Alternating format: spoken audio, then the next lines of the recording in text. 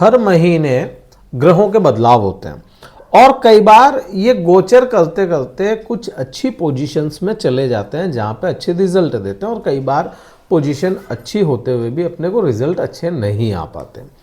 फरवरी महीने में बदलाव हो रहे हैं, लगभग सारे ही ग्रह कुछ ना कुछ तो परिवर्तन करेंगे ही सही, लेकिन इसमें जो बड़े बदलाव हैं वह आप यहाँ लिखे देख सकते हैं। सबसे पहला बदलाव और प्रभाव क्या होगा अगर देखें तो आपके लिए, क्योंकि आपके जो बृहस्पति है वह आपके पंचमेश है, आपके पंचमेश ग्रह वक्र अवस्था से मार्गी अवस्था में जा रहे हैं।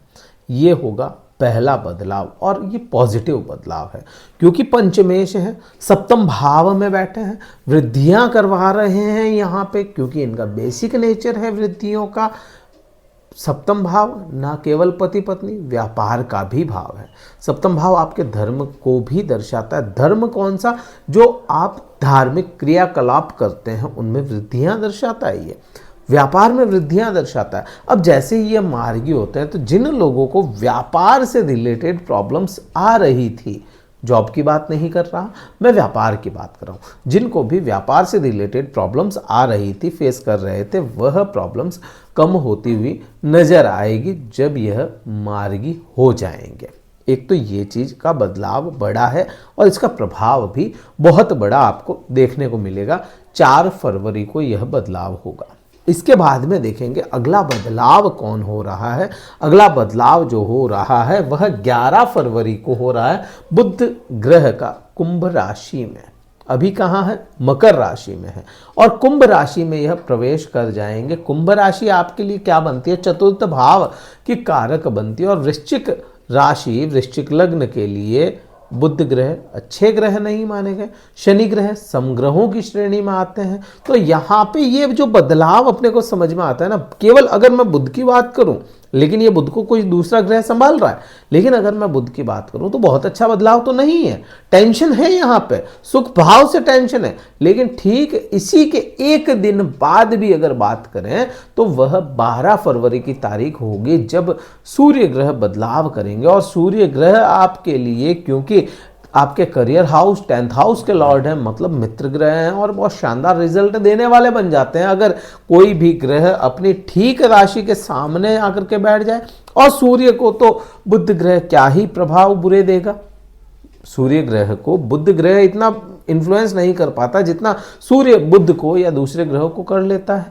तो यहाँ पे कहीं ना कहीं ये चीज़ अपने को बहुत क्लियर समझ में आती है कि सूर्य का जो बदलाव होगा 12 तारीख को, बुध के तो इतने बुरे असर नहीं आएंगे जितने अच्छे असर सूर्य ग्रह ला सकता है। हाँ, यहाँ पे ये चीज़ जरूर है, क्योंकि ईगो आपके आ सकता है। ईगो या जो अपन कहते हैं घमंड हो गया, ईगो हो गया, अभिमान हो गया, तो यह जो भी है ना, ये सारे सूर्य के कारक तत्व बन जाते हैं। ईगो आ जाना, तो यहाँ पे सुखों को लेकर के ईगो आ जाए, मेरे पास में ये है, मेरे पास में ये ईगो आ सकता है। आपको सुखों के लिए ईगो आ जाए कि मुझे तो ये ही चाहिए, यही चाहिए, ये चाहिए अलग होता है, ही चाहिए वो अलग होता है। तो वो चीज़ आपके आ सकती है। माता के साथ में ईगो आपका बीच में आ जाए, आपका कोई ऐसी चीज़ आ जाए दिमाग में कि नहीं, ईगो आ गया माँ बाप, माँ और बेटे के बीच में, माँ और बेटी के बीच में, तो ये इसको हटाना पड़ेगा। अदरवाइज है ना, हटाओगे नहीं तो फिर रिजल्ट थोड़े से सूर्य खराब कर सकता है। अब ये जो सूर्य का जो बदलाव होगा, सूर्य का जो परिवर्तन होगा, यह अपनी दृष्टि डालेगा आपके कर्म क्षेत्र पे, तो कर्म में वृद्धि करवाएगा सूर्य। अब सूर्य के साथ में दूसरे ग्रह अस्त हो जाते हैं और बुध को बहुत ज्यादा अस्त का असर नहीं लगता, लेकिन यहाँ पे शनि बैठा है तो शनि भी अस्त होगा, और शनि को अस्त के असर आते हैं। तो यहाँ पे कहीं ना कहीं ये जो ढैया है, जाती हुई ढैया है, इसमें शनि वैसे भी तो कमजोर, और ऊपर से कहीं ना कहीं आप पे इसके सूर्य का अस्त हो जाना, शनि ढैया को अस्त कर रहा है फरवरी महीने में। अब यहाँ से अपन बदलाव को चेंज करते हुए देखें कि क्या परिवर्तन हो रहा है। अगला परिवर्तन हो रहा है 24 तारीख को मंगल ग्रह का, जो आपके राशि स्वामी है। अभी के समय में आपके अष्टम भाव में बैठे हैं। अब मैलेफिक ग्रह मैलेफिक हाउस में बैठेगा तो बेनिफिक रिजल्ट देगा। तो मंगल ग्रह हो गया, सूर्य हो गया, शनि हो गया, राहु केतु हो गए, ये गर्म ग्रह, गर्म मिजाजी ग्रह है, मतलब क्रूर ग्रह माने गए। तो अब ये क्रूर ग्रह जब यहाँ पे बैठेगा, क्रूर भाव में बैठेगा, तो थोड़े बेनिफिक रिजल्ट अमूमन दे देता है।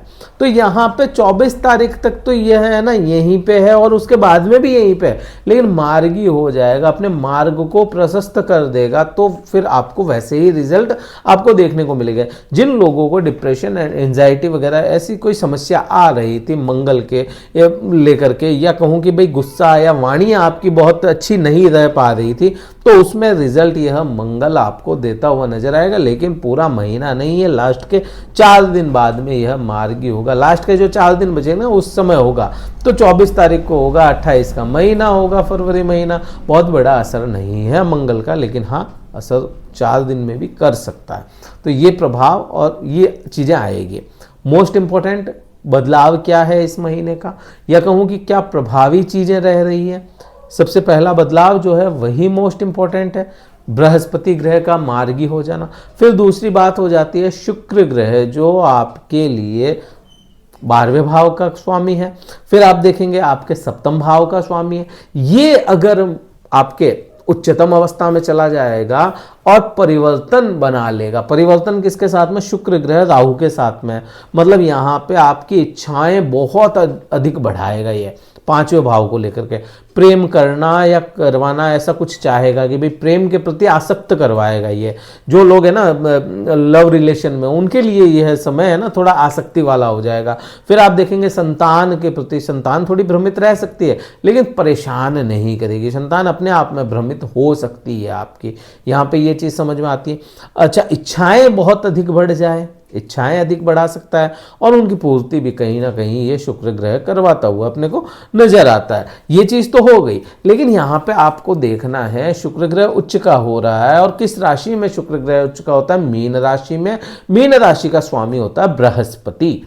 बृहस्पति कहाँ बैठा है, वह है शुक्र की राशि में, तो यह हो गया राशि परिवर्तन राजयोग। तो ये राजयोग आपको 7वें भाव और आपके 5वें भाव को ऑटोमेटिक एक्टिव कर रहा है, और जहां इन दोनों ही ग्रहों की दृष्टियां जाएगी वहां पे भी एक्टिवेशन आ जाएगा, तो उसका प्रभाव आपको मिलता चला जाएगा। फरवरी पूरे ही महीने में यह शुक्र यहीं पे है, और ये 28 जनवरी को बदलाव करेगा। 28 जनवरी को बदलाव करके फिर यहाँ पे आएगा, तो 28 जनवरी से लेकर के पूरा ही महीना आप समझ सकते हैं। तो ये प्रभाव और ये बदलाव मैंने आपको बताया। वीडियो ये कहीं अच्छा लगा हो लाइक कीजिएगा, शेयर कीजिएगा, सब्सक्राइब जरूर कीजिएगा, और मंगल के बीज मंत्र का जाप जरूर करें, क्योंकि अभी वक्र अवस्था में है मंगल, तो मंगल को थोड़ा सा शांति यह चीज़ें करते हुए नजर आएगी। अगर कुंडली विश्लेषण करवाना चाहते हैं, डिस्क्रिप्शन में कार्यालय का नंबर है, व्हाट्सएप मैसेज द्वारा संपर्क करके आप अपना स्लॉट बुक करवाएं, फिर मुझसे बात कर सकते हैं। इस वीडियो में तो इतना ही था।